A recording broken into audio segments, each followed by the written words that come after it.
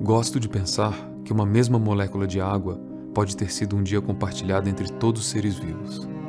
E, claro, todas as pessoas. Não comemos as mesmas comidas ou bebemos as mesmas bebidas, mas compartimos da mesma água. A que chove na China é servida pelos americanos, que é a mesma que os russos bebem, que os indianos molham suas lavouras, que os indonésios veem cair sobre suas florestas, ou a que os africanos choram. A busca pela fonte da vida em 10 regiões do planeta. Água é o nome deste livro-manifesto do fotógrafo documental Érico Hiller, que nasceu em Belo Horizonte e vive em São Paulo. Em mais de 300 páginas, 170 imagens e textos informativos sobre a escassez de água limpa e a falta de saneamento. De que água você está falando nesse livro? Falo sobre pessoas, famílias, comunidades que vivem dificuldades com a água no mundo. É um desafio diário e constante para muita gente. Então, viajando por vários lugares e fazendo os meus projetos, eu comecei a ver muita situação recorrente e triste de pessoas carregando água, de pessoas bebendo água suja.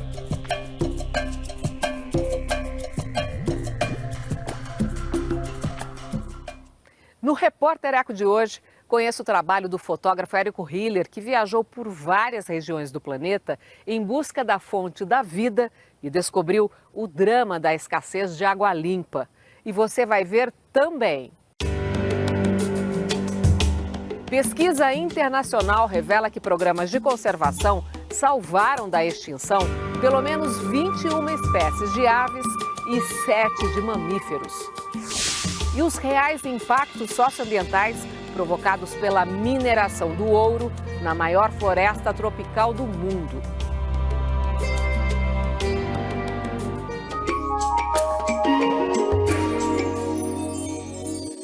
Um estudo liderado por cientistas do Reino Unido traz uma boa notícia na área ambiental.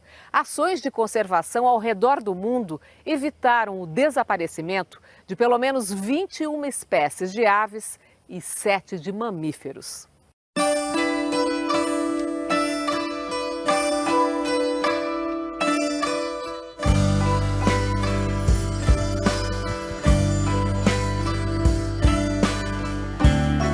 A pesquisa analisou os impactos positivos dos programas de conservação a partir de 1993, ano em que a Convenção sobre Diversidade Biológica entrou em vigor. Os cientistas decidiram focar em aves e mamíferos porque são os grupos de animais mais estudados com bancos de dados consistentes. Eles queriam saber quantas extinções foram evitadas e, para isso, analisaram espécies da Lista Vermelha Internacional classificadas como extintas da vida selvagem, criticamente ameaçadas ou ameaçadas. E entre as espécies de aves salvas, 5 estão aqui no Brasil. O flagrante do almoço com coquinhos da palmeira licuri, a revoada no fim de tarde, são mais do que imagens bonitas da sobrevivente arara azul de Lear. Trata-se de um feito comemorado por quem se dedica à conservação da ave ameaçada, que só ocorre numa região do planeta, a caatinga brasileira. Desde 2008, a bióloga Érica Pacífico coordena o trabalho de monitoramento de ninhos da espécie na Estação Biológica de Canudos, da Fundação Biodiversitas. A reserva fica no sertão da Bahia, numa região estratégica de ocorrência da espécie. A arara azul de Lear é um grande exemplo de uma espécie que foi beneficiada com esforços de ações de conservação. era uma espécie que estava à beira de extinção e por causa dos esforços que foram feitos nesses últimos 30, 40 anos, a espécie passou a se recuperar e hoje estima-se que tenham 1.800 indivíduos. Qual é a melhor estratégia ou as melhores estratégias de conservação desta espécie? Não existe uma estratégia. Existe essa necessidade de diversas frentes estarem trabalhando com diferentes especialidades. Então, é muito importante que tenha um grupo ativo na questão de educação ambiental. Isso é uma demanda que foi coberta por muitos anos pelo SEMAV, que trabalhou a conscientização das pessoas para a proteção da arara e para criar esse orgulho de viver no local onde a arara está. E ainda existe uma frente muito importante que é a proteção integral dos ninhos e dos dormitórios, para que as araras se sintam protegidas num local e que possam reproduzir em paz.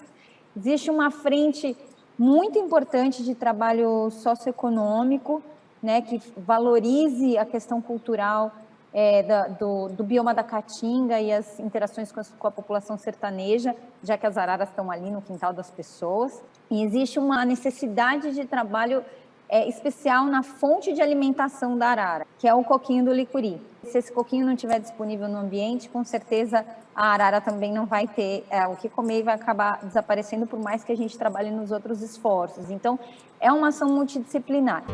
Foi graças também a um árduo trabalho de equipe envolvendo programas de pesquisa, reprodução em cativeiro, educação ambiental e criação de reservas particulares que o mutum de Alagoas voltou à Mata Atlântica da região alagoana depois de 40 anos extinto da natureza. Em setembro de 2020, 3 casais nascidos em cativeiro foram colocados em liberdade. O mutum de Alagoas, especificamente, ele tem uma importância científica muito grande mundial, tá?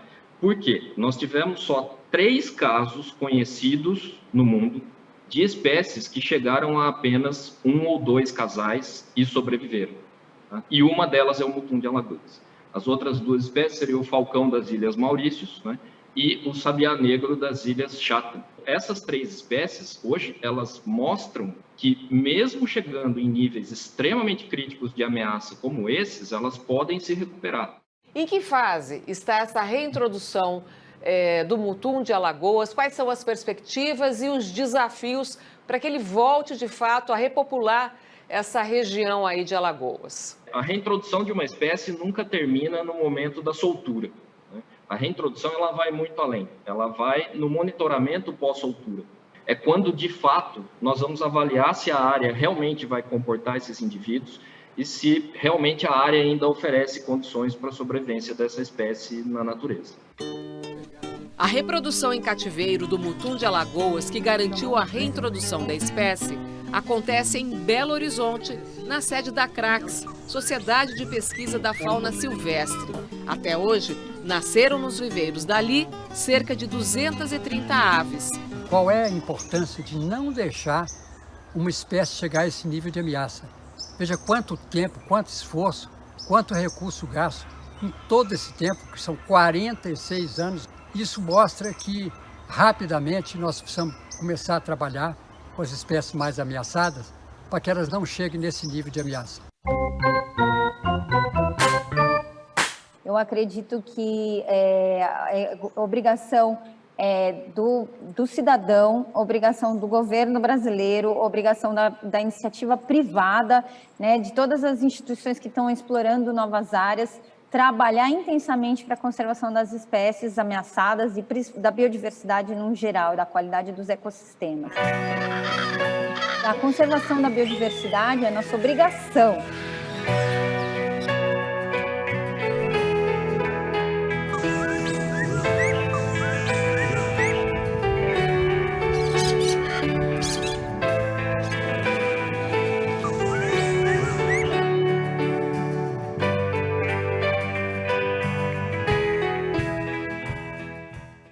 Agora, as notícias da área socioambiental que tiveram destaque nesta semana.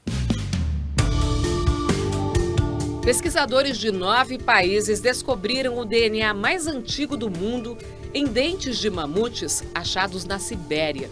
Um dos fósseis pode ter cerca de 1 milhão de anos. A descoberta publicada na revista científica Nature pode ajudar a explicar como os mamíferos evoluíram. Nos Estados Unidos, voluntários salvam quase 5.000 tartarugas congeladas. Elas apareceram nas praias de uma ilha na costa sul do Texas, atingida por onda de frio, que avança pelo estado e região sul do território norte-americano. Elas foram levadas por moradores para um centro de convenções, onde ficarão em banheiras até a soltura no mar, quando a água voltar a se aquecer. A Grécia foi atingida pela maior nevasca dos últimos 12 anos. Uma frente fria derrubou a temperatura para 20 graus abaixo de zero no norte do país. A neve cobriu a Acrópole da capital Atenas, como as colunas de mármore do antigo templo de Zeus e o Arco de Adriano.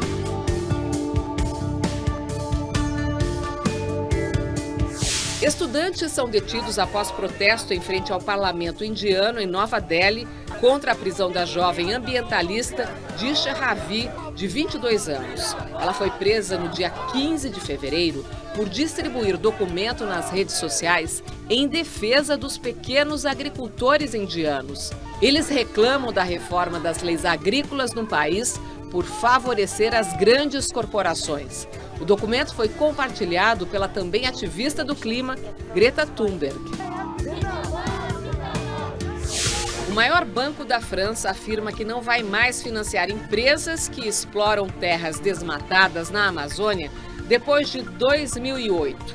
O BNP Paribas prometeu também incentivar os clientes a não comprar carne bovina ou soja produzida no Cerrado, bioma que ocupa 20% do Brasil. O banco francês só vai financiar empresas que adotarem estratégia de desmatamento zero até 2025.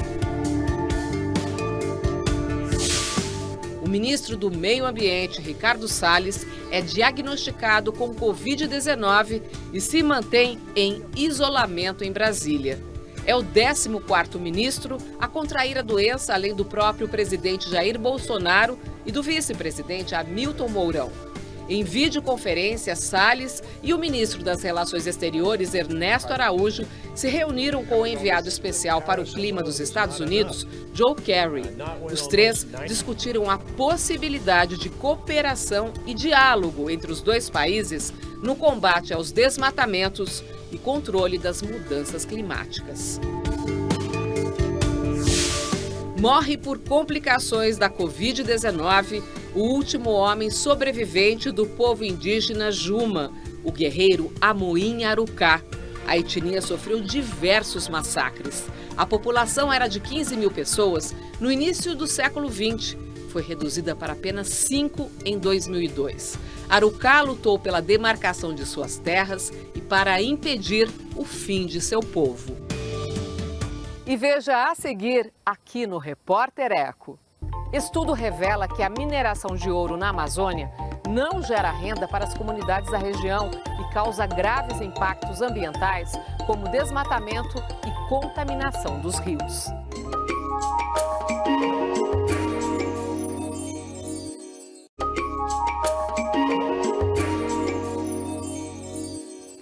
Qual é o real impacto socioeconômico da exploração de ouro e diamantes na Amazônia?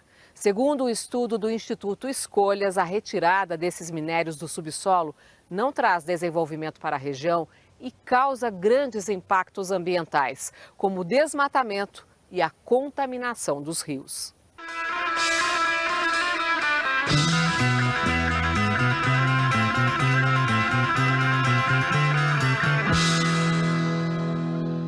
Floresta no chão, subsolo revirado, rios contaminados.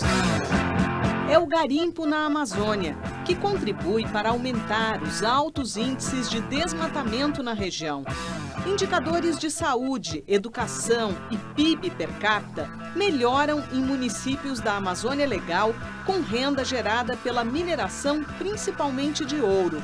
Mas os benefícios duram no máximo 5 anos. O dado é do estudo multidisciplinar do Instituto Escolhas. Foram comparados municípios com perfil socioeconômico semelhante, com e sem atividade mineradora, por um período de 12 anos, a partir de 2005. É uma atividade que gera emprego, mas que mantém a população pobre, doente e sem educação.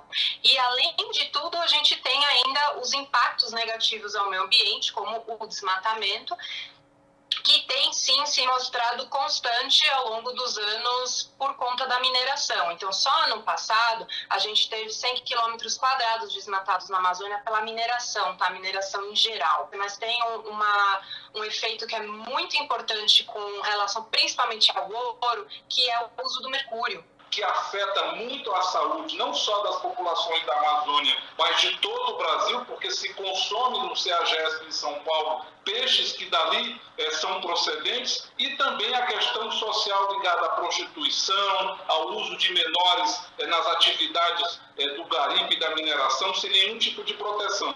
Hoje, quem faz esse tipo de exploração são pessoas, empresários com muitos recursos, com muito dinheiro, movimentando máquinas caríssimas. A preocupação com os impactos socioambientais aumenta porque a alta no preço do ouro estimula o garimpo na Amazônia. Em 2020, as exportações do metal cresceram quase 20% em relação ao ano anterior. Foram exportadas 111 toneladas. E, além disso, o governo federal pressiona pela liberação da mineração em terras indígenas. O projeto de lei que trata do assunto está no Congresso Nacional.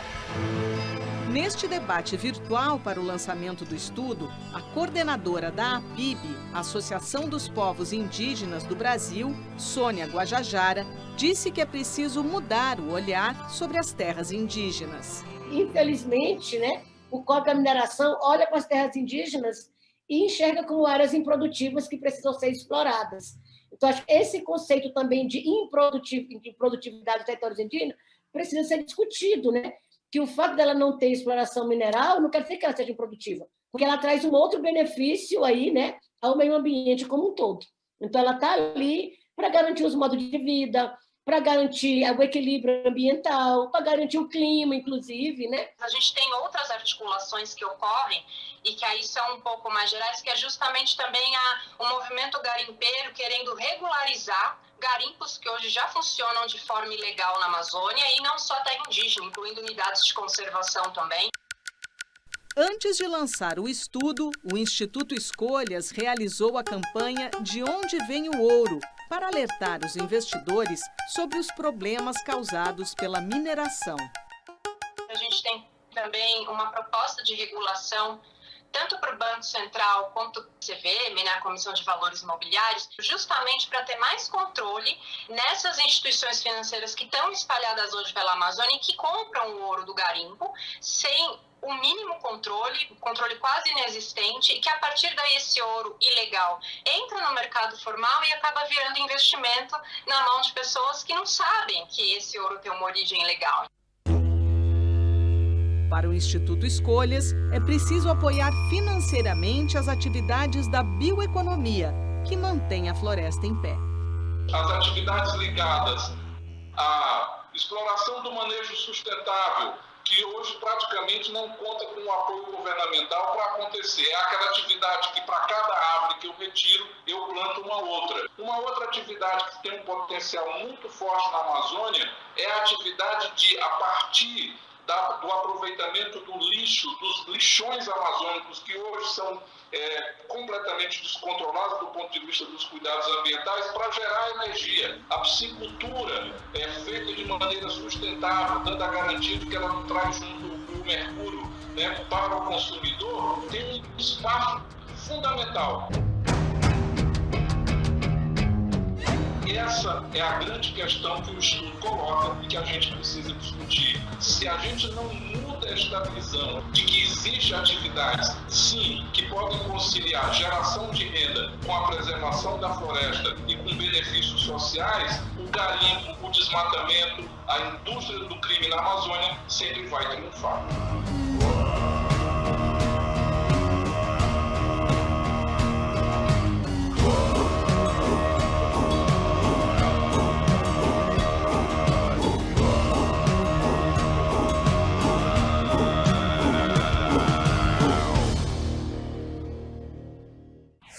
O navegador Beto Pandiani lança novo livro sobre as expedições pelos mares e oceanos. A nova publicação, Atlântico Travessias, é um registro da viagem de 37 dias que Pandiani realizou em 2013 a bordo de um catamarã junto com Igor Belli. Ele fez a travessia da cidade do Cabo, na África do Sul, até Ilhabela, no litoral paulista. O livro foi lançado pela Terra Virgem Edições. E você vai ver daqui a pouco, aqui no Repórter Eco. O fotógrafo Érico Hiller viaja pelo mundo em busca da fonte da vida e registra o drama enfrentado por muitas famílias: a escassez de água potável.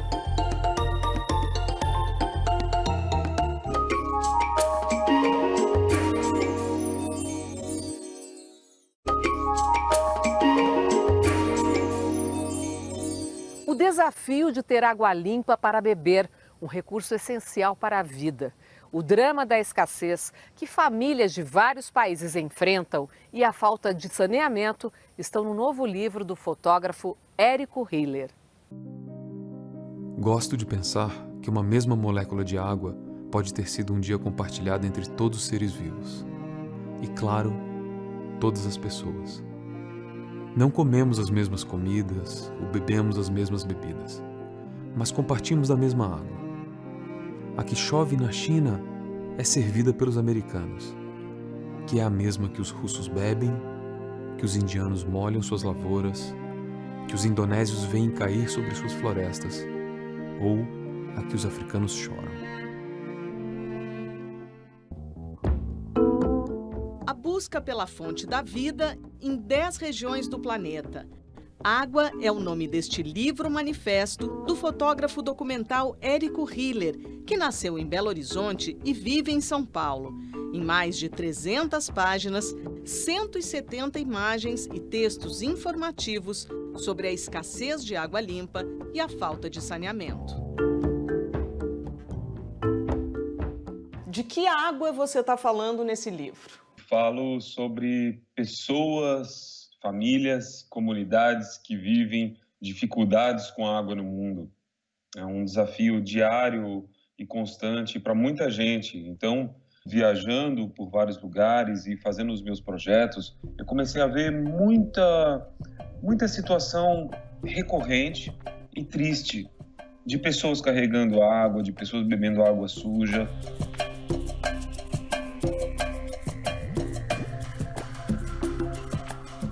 Eu acho que a água se transformou naturalmente no tema da minha vida.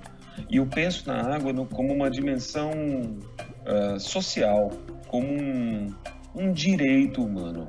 Queria saber por onde você andou e queria que você trouxesse alguns aspectos que você observou quando as pessoas estavam indo para a coleta da água. Eu achava que ia encontrar filas de pessoas sofrendo com problema de água e que isso seria relativamente fácil de visualizar, de fotografar. Não é bem assim. As pessoas velam um pouco a situação, elas escondem, existe um constrangimento, né? Então eu me concentrei em alguns países da América do Sul, Brasil, Bolívia, Chile, Etiópia, que dava uma dimensão bem ampla do problema, e no Quênia eu fotografei a maior favela do mundo, que é Kibera, em diversos locais da Índia. Então, com isso, eu tracei uma cobertura do planeta que nos desse uma dimensão bastante ampla desse drama da água que se vive hoje em dia.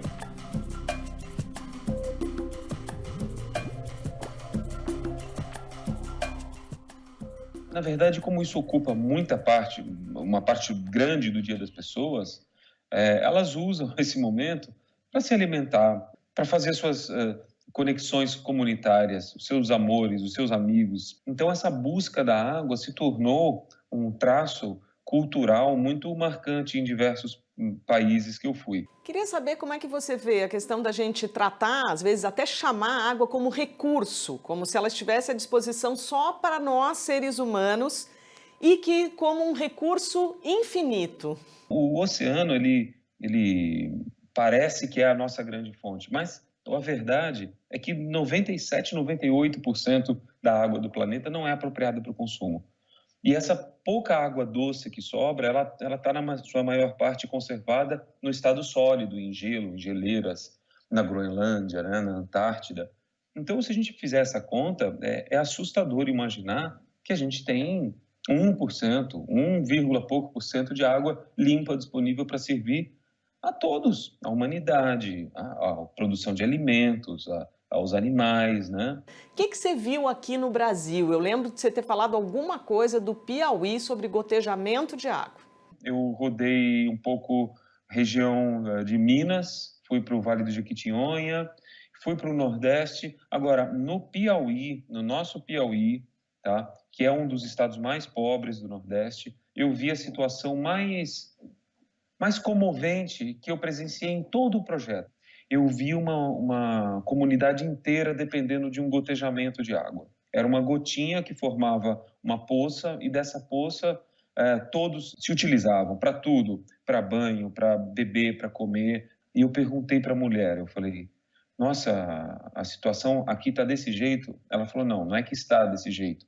A gente vive e depende dessa gota pelo menos há 25 anos. O que a gente pode projetar daqui para frente, a partir das tuas reflexões, por onde você acha que a gente deve caminhar? Eu acho que a gente começou um movimento de consciência, de convicção do que nós não queremos para a gente, quais governantes nós não queremos para a gente. A ideia de economia circular e de sustentabilidade deixou de ser uma ideia da academia ou corporativa para ser um assunto que aportou no domicílio das pessoas, sabe? A gente tem que pensar em sustentabilidade, o destino do nosso lixo e, sobretudo, a gente se colocar no lugar do outro.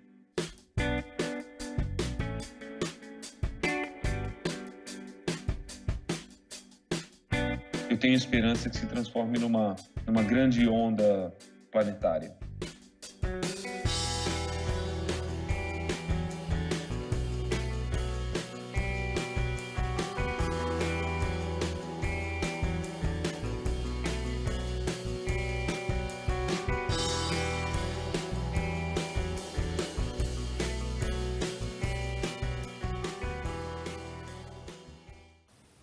E por hoje é só.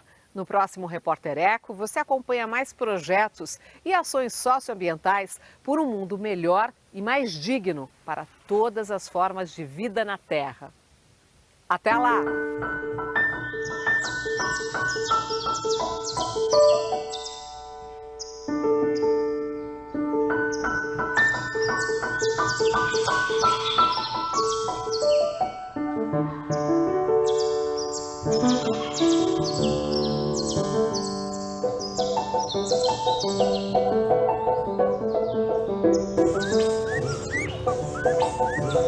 Thank you.